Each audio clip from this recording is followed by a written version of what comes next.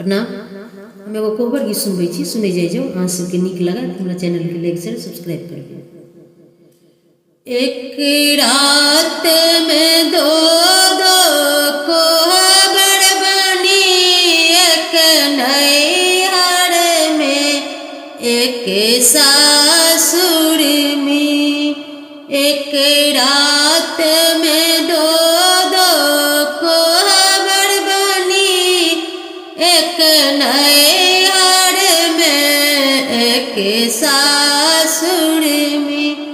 नैहर के कोहबर में ले पजली, ससुर के कोहबर में बिजली जली। नैहर के कोहबर में ले पजली, ससुर के कोहबर में बिजली जली। एक रात में दो दो कोहबर बनी, एक नैहर में एक सासुर में।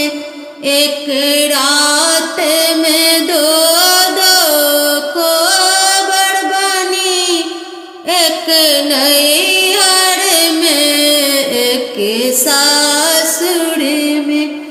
नैहर के कोहबर में अम्मा खड़ी, ससुर के कोहबर में सासु खड़ी।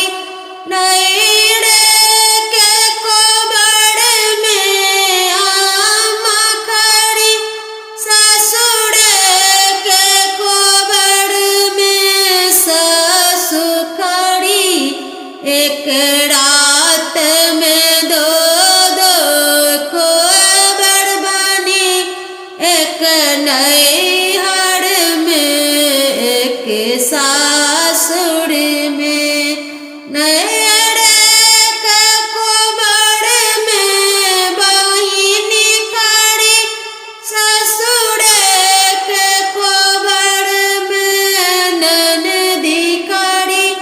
नैहर के कोहबर में बहिन खड़ी, ससुर के कोहबर में ननदी खड़ी।